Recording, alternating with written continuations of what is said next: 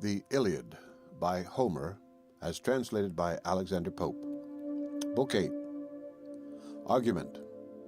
The second battle and the distress of the Greeks. Jupiter assembles a council of the deities and threatens them with the pains of Tartarus if they assist either side. Minerva only obtains of him that she may direct the Greeks by her counsels, his balances the fates of both, and affrights the Greeks with his thunders and lightnings. Nestor alone continues in the field in great danger. Diomed relieves him, whose exploits and those of Hector are excellently described. Juno endeavors to animate Neptune to the assistance of the Greeks, but in vain. The acts of Teucer, who is at length wounded by Hector and carried off. Juno and Minerva prepare to aid the Grecians, but are restrained by Iris sent from Jupiter. The night puts an end to the battle. Hector continues in the field, the Greeks being driven to their fortifications before the ships, and gives orders to keep the watch all night in the camp to prevent the enemy from re-embarking and escaping by flight. They kindle fires through all the fields and pass the night under arms. The time of 27 days is employed from the opening of the poem to the end of this book. The scene here, except of the celestial machines, lies in the field towards the seashore. Aurora, now, fair daughter of the dawn, sprinkled with rosy light the dewy lawn, when Jove convened the senate of the skies, where high Olympus' cloudy tops arise, the sire of gods his awful silence broke, the heavens attentive trembled as he spoke.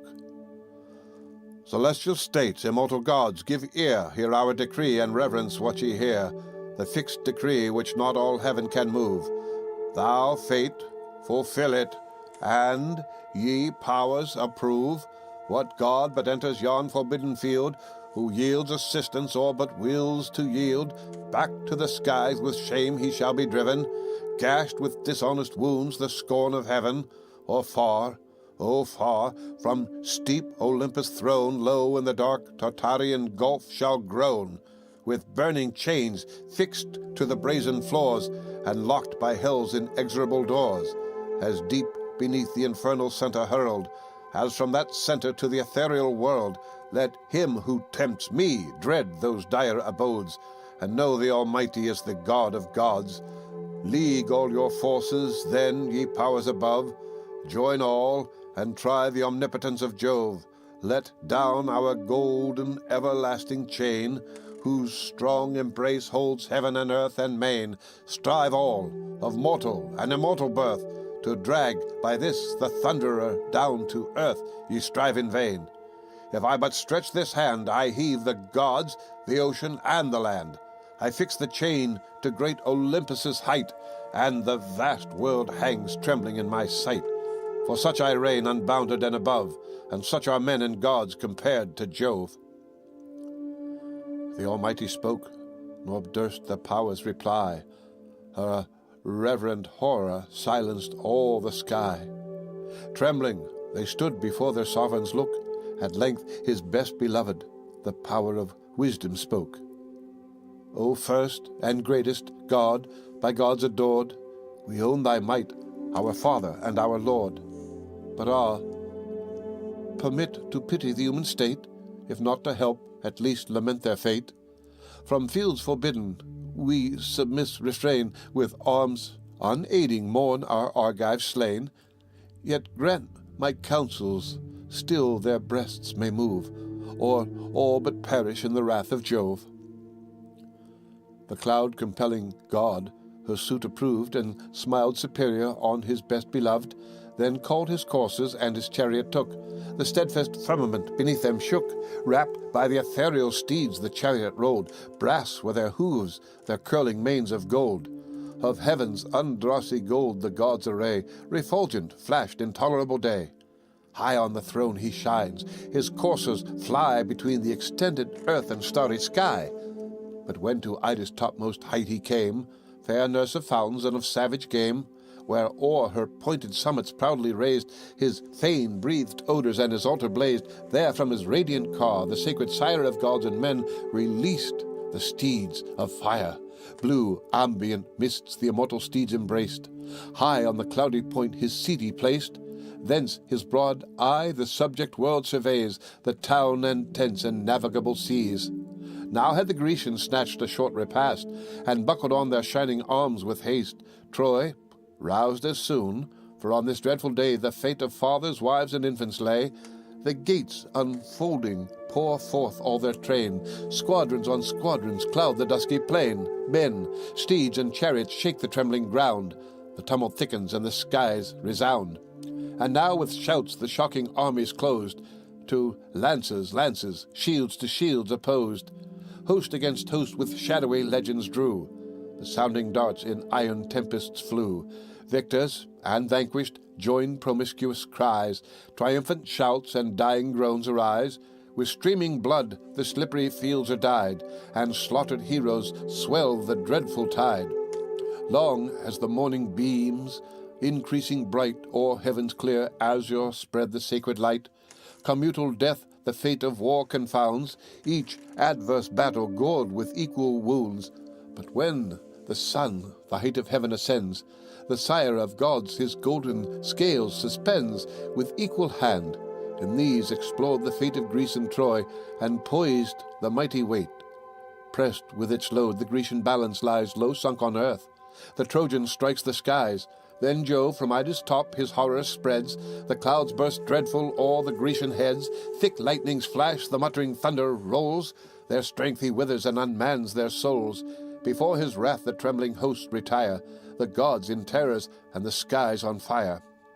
Nor great Idomeneus that sight could bear, nor each stern Ajax thunderbolts of war, nor he, the king of war, the alarm sustained. Nestor alone amidst the storm remained. Unwilling he remained, for Paris' dart had pierced his corsel in a mortal part. Fixed in the forehead, where the springing man curled o'er the brow, it stung him to the brain. Mad with his anguish, he begins to rear, paw with his hoofs aloft, and lash the air.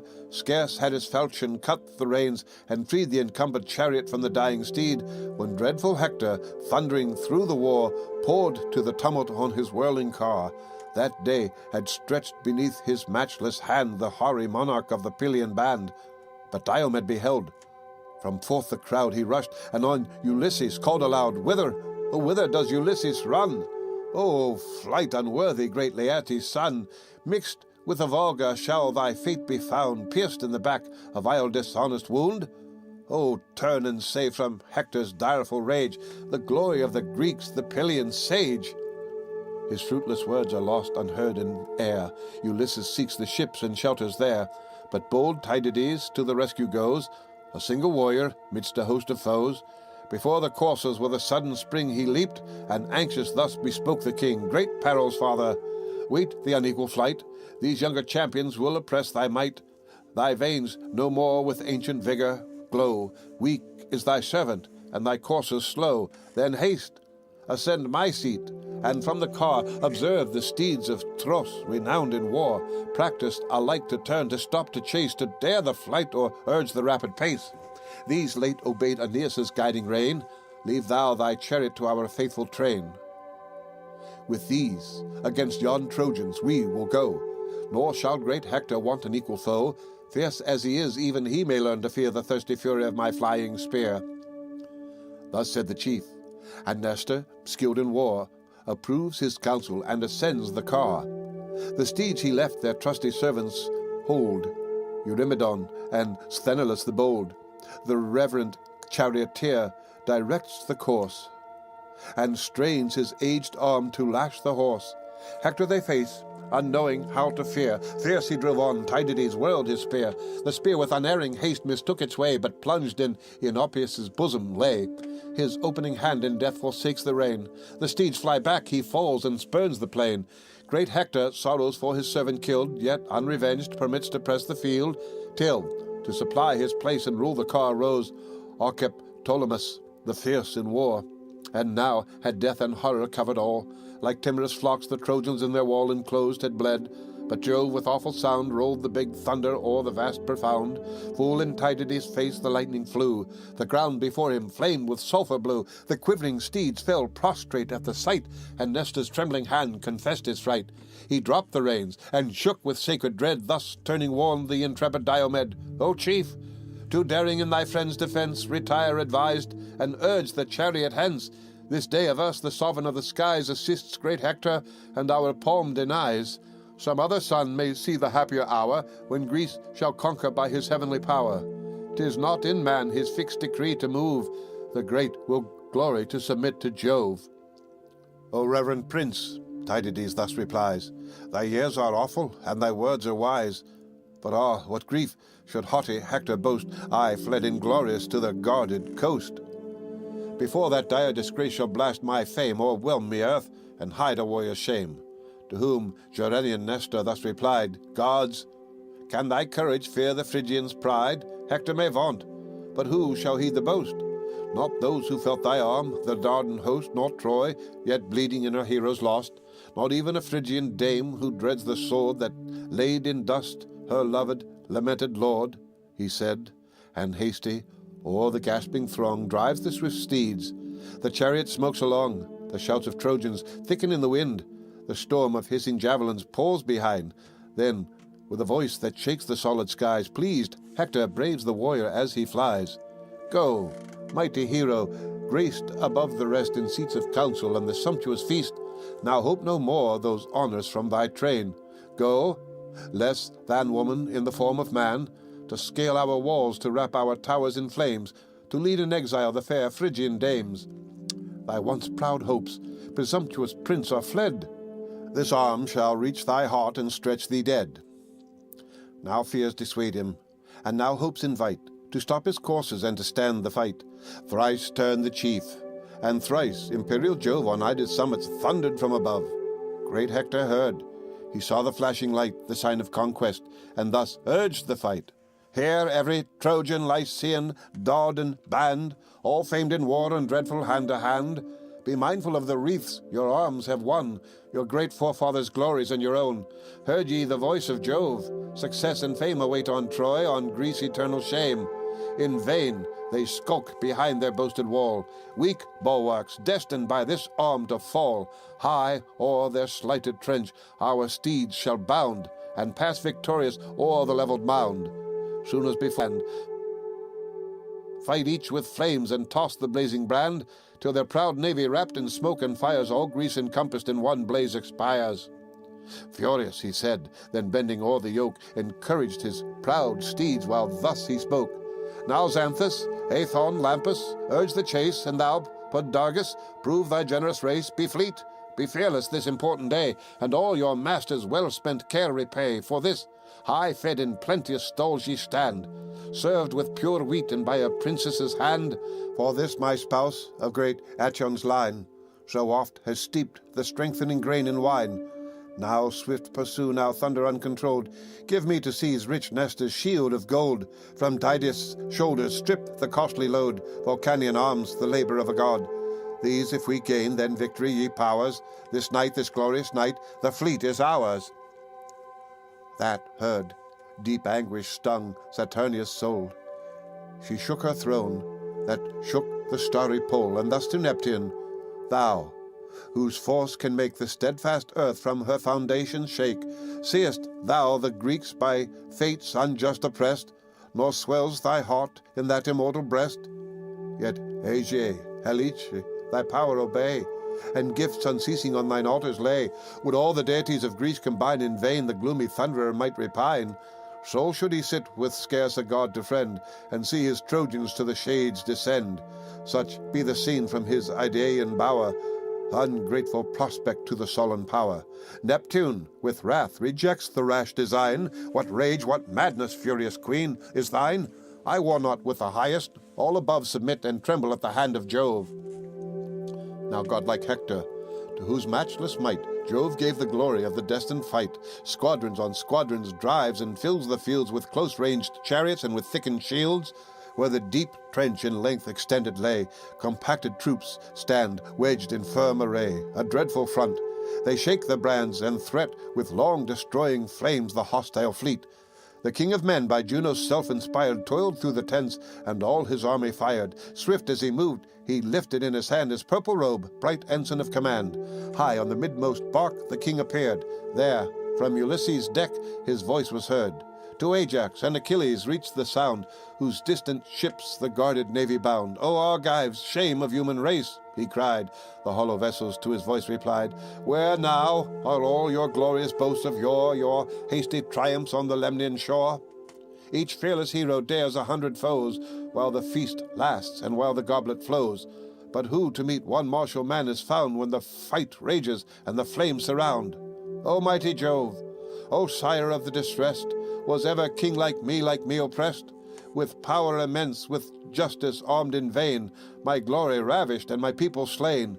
To thee my vows were breathed from every shore. What altar smoked not with our victims' gore?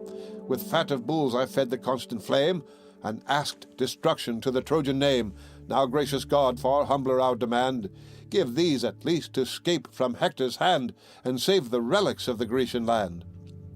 Thus prayed the king, and heaven's great Father heard his vows, in bitterness of soul preferred. The wrath appeased, by happy signs declares, and gives the people to their monarch's prayers. His eagle, sacred bird of heaven, he sent. A fawn, his talons trust, divine portent, high o'er the wandering hosts he soared above, who paid their vows to Panomphaean Jove. Then let the prey before his altar fall. The Greeks beheld, and transport seized on all. Encouraged by the sign, the troops revive, and fierce on Troy with doubled fury drive. Tydides, first of all the Grecian force, o'er the broad ditch impelled his foaming horse.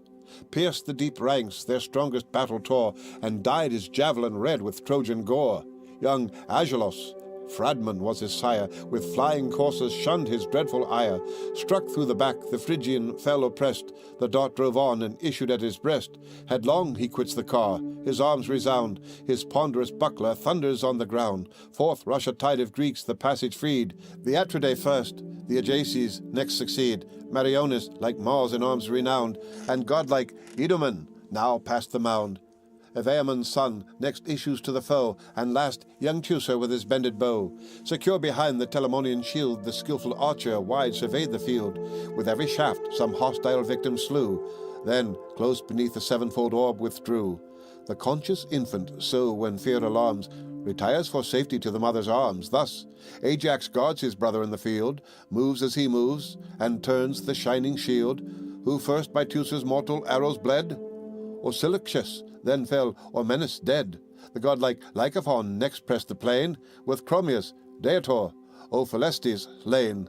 Bold Hamopion, breathless, sunk to the ground. The bloody pile great Melanippus crowned. Heaps fell on heaps, sad trophies of his art, a Trojan ghost attending every dart. Great Agamemnon views with joyful eye the ranks grow thinner as his arrows fly.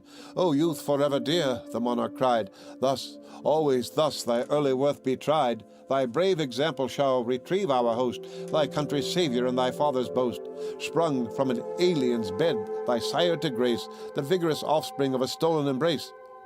Proud of his boy, he owned the generous flame, and the brave son repays his cares with fame. Now hear a monarch's vow: if heaven's high powers give me to raise Troy's long-defended towers, whatever treasures Greece for me design, the next rich honorary gift be thine. Some golden tripod or distinguished car, with coursers dreadful in the ranks of war, or some fair captive, whom thy eyes approve, shall recompense the warrior's toils with love. To this the chief, with praise the rest inspire, nor surge a soul already filled with fire. What strength I have be now in battle tried, till every shaft in Phrygian blood be dyed. Since rallying from our war we forced the foe, still aimed at Hector have I bent my bow. 80 forky arrows from this hand have fled, and 8 bold heroes by their points lie dead. But sure some god denies me to destroy this fury of the field, this dog of Troy." He said, and twanged the string. The weapon flies at Hector's breast, and sings along the skies. He missed the mark, but pierced Gorgithio's heart, and drenched in royal blood the thirsty dart. Fair Castianera, nymph of form divine, this offspring added to King Priam's line, as full-blown poppies, overcharged with rain, decline the head and drooping kiss the plain. So sinks the youth, his beauteous head depressed beneath his helmet, drops upon his breast. Another shaft the raging archer drew, that other shaft with erring fury flew. From Hector Phoebus turned the flying wound, yet fell not dry or guiltless to the ground.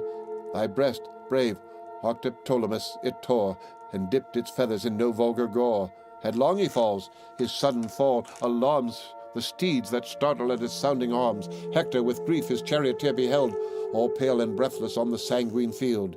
Then bids Cebriones direct the rein, quits his bright car, and issues on the plain. Dreadful he shouts, from earth a stone he took, and rushed on Teucer with the lifted rock. The youth already strained the forceful yew, the shaft already to his shoulder drew, the feather in his hand just winged for flight, touched where the neck and hollow chest unite, there where the juncture knits the channel bone, the furious chief discharged the craggy stone. The bowstring burst beneath the ponderous blow, and his numbed hand dismissed his useless bow. He fell. But Ajax his broad shield displayed, and screened his brother with the mighty shade, till great Alastor and Mesitheus bore the battered archer groaning to the shore. Troy yet found grace before the Olympian sire. He armed their hands and filled their breasts with fire. The Greeks repulsed retreat behind their wall, or in the trench on heaps confusedly fall. First of the foe great Hector marched along, with terror clothed and more than mortal strong, as the bold hound that gives the lion chase, with beating bosom and with eager pace, hangs on his haunch or fastens on his heels, guards as he turns and circles as he wheels. Thus oft the Grecians turned, but still they flew. Thus following Hector, still the hindmost slew. When, flying, they had passed the trench profound, and many a chief lay gasping on the ground, before the ships a desperate stand they made, and fired the troops and called the gods to aid. Fierce on his rattling chariot Hector came. His eyes like Gorgon shot a sanguine flame that withered all their host. Like Mars he stood, dire as the monster, dreadful as the god.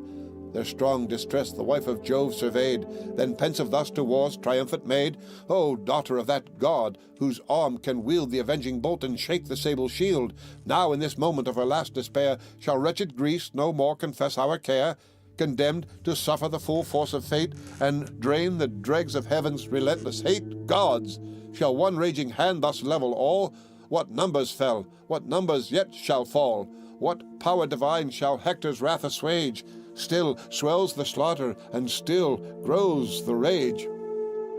So spake the imperial regent of the skies, to whom the goddess with the azure eyes, long since had Hector stained these fields with gore, stretched by some Argive on his native shore. But he above, the sire of heaven, withstands, marks our attempts, and slights our just demands. The stubborn god, inflexible and hard, forgets my service and deserved reward. Saved I for this his favourite son distressed, by stern Eurystheus with long labours pressed? He begged with tears, he begged in deep dismay. I shot from heaven and gave his arm the day. Oh, had my wisdom known this dire event, when to grim Pluto's gloomy gates he went.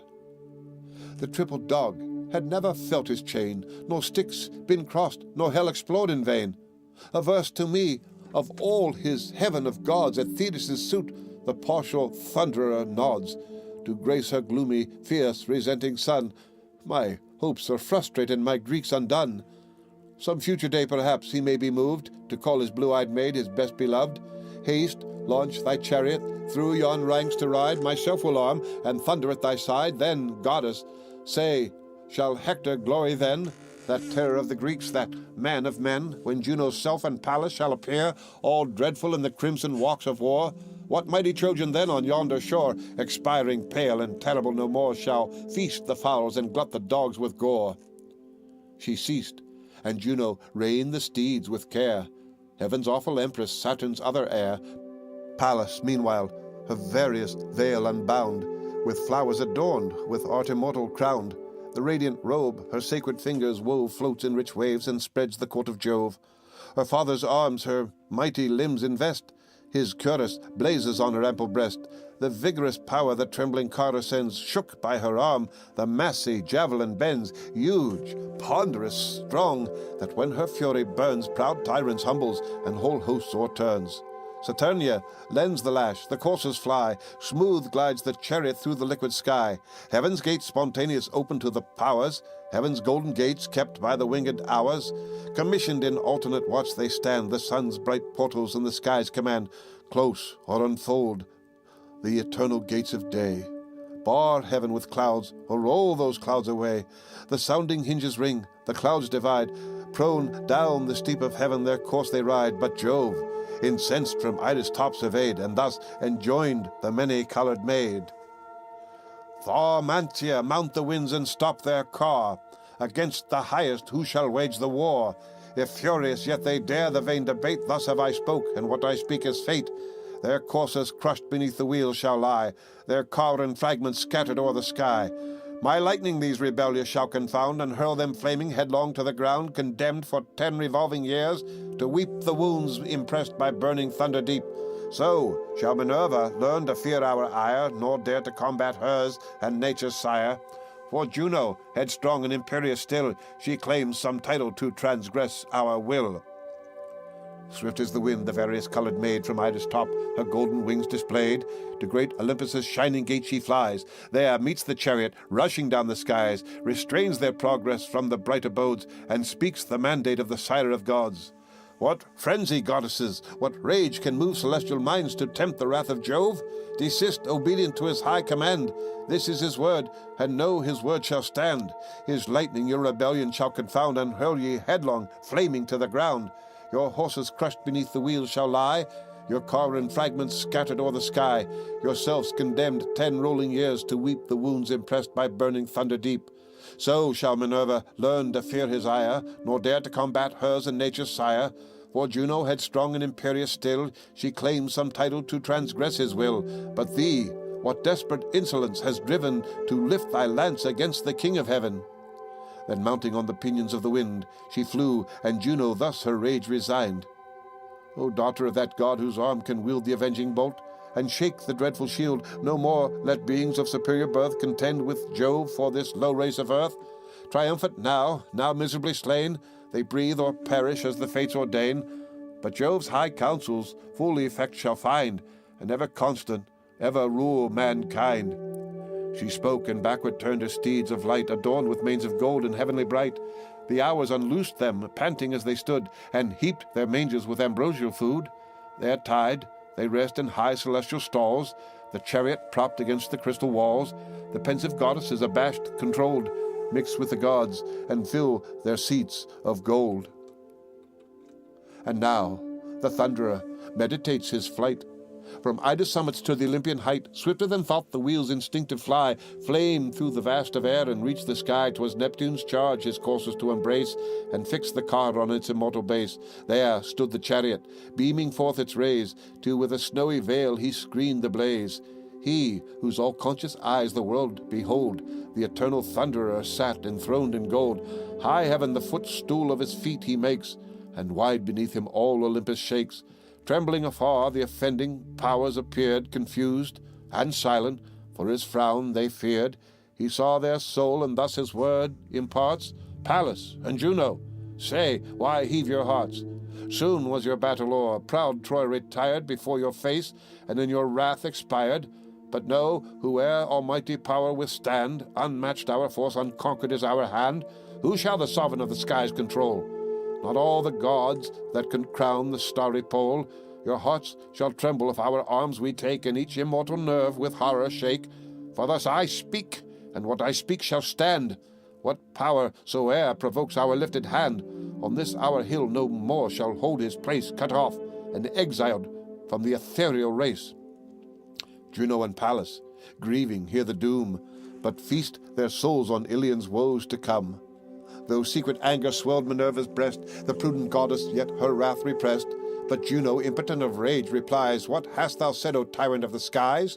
Strength and omnipotence invest thy throne. 'Tis thine to punish, ours to grieve alone.